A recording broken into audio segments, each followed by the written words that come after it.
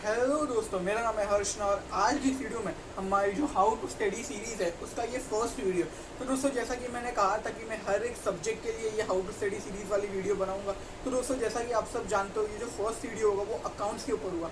तो दोस्तों, जैसा कि हम सब जानते हैं, न्यू सिलेबस में अकाउंट्स का जो ये पोर्शन है वो 3 मॉड्यूल्स में डिवाइडेड है। तो सबसे पहले आज के इस वीडियो में हम सिर्फ मॉड्यूल 1 पे फोकस करने वाले हैं।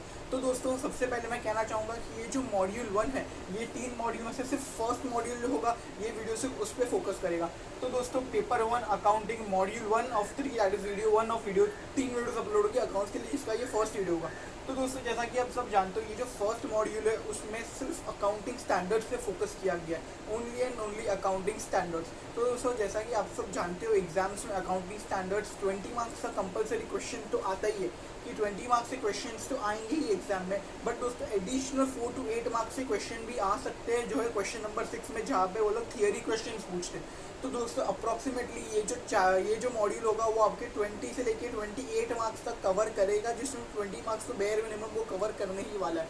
तो दोस्तों, सबसे पहले डिस्कस करते हैं कि आपको ये पर्टिकुलर मॉड्यूल कैसे कवर करना है। तो दोस्तों, जैसा यहाँ पे मैंने ये जो मॉड्यूल के 3 चैप्टर्स में डिवाइड कर दिया है। सबसे पहला जो चैप्टर है वो है introduction to accounting standards, second chapter है वो है presentation of financial statements, third is accounting standards. तो दोस्तों, ये जो फर्स्ट चैप्टर है और ये जो सेकंड चैप्टर है वो दोस्तों थियरी बेस्ड चैप्टर है। यहाँ पे आपको प्रैक्टिकल क्वेश्चन ज़्यादा नहीं पूछे जाएंगे, थियरी क्वेश्चन पूछे जाएंगे, वो भी मोस्टली क्वेश्चन नंबर 6 में आपको थियरी क्वेश्चन पूछे जाएंगे। तो दोस्तों, ये जो दोनों चैप्टर्स होंगे उसके लिए मैंने बेसिक पॉइंटर्स आपके लिए बना के रखे कि आपको किस तरह से ये पर्टिकुलर चैप्टर पे अप्रोच करना है। तो दोस्तों, सबसे पहले तो आपको यहाँ पे बेनिफिट्स ऑफ अकाउंटिंग स्टैंडर्ड वाला एक क्वेश्चन मिलेगा, आपको वो करना है। आपको सारे अकाउंटिंग स्टैंडर्ड्स के नाम याद रखने हैं with the accounting standard number. उसके बाद आपको ये जो पूरा चैप्टर है उसको अच्छे से रीड करना है, जो जो आपको इंपॉर्टेंट लगता है उसे मार्क करना है। उसके बाद आपको इसके जो बुक बैक क्वेश्चन है, यानी जो चैप्टर खत्म होने के बाद जो इलस्ट्रेशन है और जो क्वेश्चन है वो अच्छे से करने हैं और एग्जाम्पल्स करने हैं। तो दोस्तों, अगर आपने इतना सब भी किया तो भी ये चैप्टर आप आराम से अच्छे से कर पाओगे। उसके बाद हम बात करते हैं सेकंड चैप्टर की, जो है प्रेजेंटेशन ऑफ फाइनेंशियल स्टेटमेंट्स। तो दोस्तों, ये एक पूरा थियरी बेस्ड चैप्टर है, यहाँ पे आपको चीज़ें को मेमोराइज करना बहुत ज़्यादा ज़रूरी है। उसके बाद इसमें जो आपके इंपॉर्टेंट पॉइंट्स होंगे आपको खुद को आइडेंटिफाई करना और अकॉर्डिंगली उसे पढ़ना है। उसके बाद आपको एग्जाम्पल्स भी लिखने और बुक बैक क्वेश्चन लिखना है। तो दोस्तों, ये दोनों जो चैप्टर है बहुत लोग इसे स्किप कर देते हैं, पर दोस्तों देयर आर चांसेस कि इसमें से 4 to 8 मार्क्स तो आ जाए, और ये बहुत सारे इजी क्वेश्चन होते हैं, जैसे कि what are the elements of financial statements, components of financial statements में क्या क्या इंक्लूड होता है। हमें इन सबका बेसिक नॉलेज तो है, बट व्हाट ICAI एक्सपेक्ट्स इसकी थोड़ा और आप डीप में उसके बारे में डिस्कशन करें। तो दोस्तों, इस सब के आंसर्स आपको ये दोनों चैप्टर में डेफिनेटली मिलेंगे, और इसे डेफिनेटली आप एक बार कर लीजिएगा। उसके बाद अगर हम बात करें जो है third chapter, that is the main accounting standards वाला चैप्टर। तो दोस्तों, हमारा जो अकाउंटिंग स्टैंडर्ड्स है, टोटल अकाउंटिंग स्टैंडर्ड्स वो 2 में डिवाइडेड है, paper number 1 accounts and paper number 5 advance accounts. तो दोस्तों, पेपर नंबर 1 अकाउंट्स में ये सारे AS है, आपको AS 1 है, 2 है, 3, 4, 5, 10, 11, 12, 13, 16, 17, 22। तो दोस्तों, इन ऑल इतने सारे अकाउंटिंग स्टैंडर्ड्स से आपको paper number 1 that is accounts में, और इन सबको मिला के आपको 20 मार्क्स से 20 मार्क्स से क्वेश्चन पूछे जाएंगे, जो मिनिमम हर एक क्वेश्चन 4 मार्क का होगा या 5 मार्क का होगा, डिपेंड करेगा। तो दोस्तों, अकाउंटिंग स्टैंडर्ड्स ये बहुत ज़्यादा इंपॉर्टेंट है आपके अकाउंट्स के पेपर के लिए। इसके 3 रीज़न है। सबसे पहले तो ये आपका बेसिक क्वेश्चन नंबर 1 होगा, जो कंपलसरी क्वेश्चन होगा, जो आपको अटेम्प्ट करना ही पड़ेगा। सेकेंड रीज़न ये है इसका कि ये जो 20 मार्क्स है वो बहुत ज़्यादा क्रूशल होने वाला है आपके एग्जाम के लिए, क्योंकि दोस्तों accounting standards are very scoring. And third, knowledge perspective से भी अकाउंटिंग स्टैंडर्ड्स बहुत ज़्यादा हेल्पफुल है। पूरा जो अकाउंट्स का बेस है वो अकाउंटिंग स्टैंडर्ड से ही है। तो आपको ये 3 इंपॉर्टेंट चीज़ें हैं अकाउंटिंग स्टैंडर्ड्स को पढ़ने time.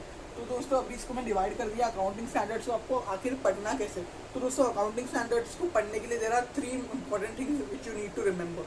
The first thing is the concept, second thing is the language and third thing is the presentation. तो दोस्तों, अब ये 3 चीज़ों का आपको कैसे ग्रिप बैठानी है उस पर उसमें डिस्कशन करने वाला।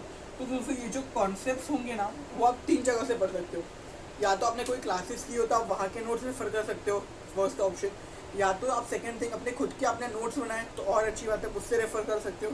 थर्ड थिंग ये कि आप डिस्क्रिप्शन में जाओगे तो वहाँ पे मैंने हर एक अकाउंटिंग स्टैंडर्ड के नोट्स अपलोड कर दिए जो मेरे क्लासेस में हमें प्रोवाइड किए गए थे। तो दोस्तों आप डिस्क्रिप्शन डेफिनेटली चेक कीजिएगा, वहाँ पे टेलीग्राम ग्रुप होगा, वहाँ पे मैंने ये अपलोड किए होंगे सारे अकाउंटिंग स्टैंडर्ड्स। दोस्तों वो जो अकाउंटिंग स्टैंडर्ड के नोट्स होंगे वो बहुत ज़्यादा हेल्पफुल होंगे। मैं डेफिनेटली आपको रिकमेंड करता होगा, अगर आपके पास ये अवेलेबल नहीं है और ये भी अवेलेबल नहीं है, अगर आपके पास क्लासेस के नोट्स अवेलेबल है तो उसे ही रेफर कीजिए, क्योंकि आपने उससे पहले से पढ़ा रहेगा। अगर आपने खुद के नोट्स बनाए तो और अच्छी बात है, आप उसको ही रेफर कीजिएगा। तो दोस्तों ये हो गई कॉन्सेप्चुअल अंडरस्टैंडिंग की बात। उसके बाद अगर हम बात आते हैं लैंग्वेज की, तो दोस्तों अकाउंटिंग स्टैंडर्ड्स लोगों का लगता है सिर्फ प्रैक्टिकल है तो वो लोग लैंग्वेज में ज़्यादा फोकस नहीं करते। बट दोस्तों देयर आर सिचुएशंस यहाँ पे आईसीएआई ने डायरेक्ट थियरी क्वेश्चन पूछ दिया है क्वेश्चन नंबर 1 में कि अगर ये केस है तो आप कैसे उसको सॉल्व करोगे। तो दोस्तों वहाँ पे आपकी लैंग्वेज है वो बहुत ज़्यादा इंपॉर्टेंट है। तो दोस्तों ये जो लैंग्वेज है आपको ग्रिप बैठाने के लिए आपको क्या करना पड़ेगा, नंबर 1 थिंग आपको मॉड्यूल से पढ़ना पड़ेगा। मॉड्यूल से जो जो इंपॉर्टेंट कीवर्ड्स आप उसको रेफर करिएगा। तो दोस्तों अगर आपने लेट्स आपके क्लासेस के नोट्स हैं वो बहुत ज़्यादा कंसाइज है, या आपके नोट्स से वो बहुत ज़्यादा कंसाइज है, वो सिर्फ प्रैक्टिकल पोर्शन पे फोकस करते हैं, थियरी को स्किप कर दे, तो दोस्तों वैसे सिचुएशन में आपके पास दो ऑप्शन है, या तो आप मॉड्यूल से पढ़िए पर्टिकुलर एएस जो आपको इंपॉर्टेंट लगता है उसे मार्क कीजिए वो पर्टिकुलर एएस में, या सेकंड थिंग आप ये वाले नोट्स रेफर कर सकते हैं। तो इन दोनों में से कोई एक आप रेफर कर सकते हैं। उसके बाद अगर हम प्रेजेंटेशन के ऊपर आते हैं तो दोस्तों presentation is also equally important. Presentation में आपको क्या करना पड़ेगा, presentation is how you present a particular accounting standard. तो उससे वो कैसे आपकी डेवलप होगी, the only thing being practice. जितना आप ज़्यादा प्रैक्टिस करोगे अकाउंटिंग स्टैंडर्ड्स से उतनी ज़्यादा आपकी ग्रिप स्ट्रांग होगी प्रेजेंटेशन पे।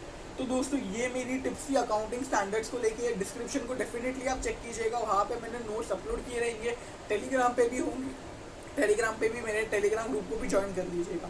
तो दोस्तों अभी इसके बारे में नेक्स्ट मैं जो बात करूँगा वो बहुत ज़्यादा जनरल होगी। वो होगी कि आपको अपने मॉड्यूल जब आप करोगे तो जब आपने ये नोट्स रेफर कर दिए उसके बाद आपको अपने मॉड्यूल के जो भी क्वेश्चंस है पर्टिकुलर एएस को लेके बुक बैक क्वेश्चंस आपको रेफर करने हैं, प्लस जो इलस्ट्रेशन थी वो आपको रेफर करना है। उसके बाद थियरी में भी आपको इक्वली फोकस करना है, क्योंकि मैंने जैसा कहा कि थियरी भी पूछ सकता है इसलिए।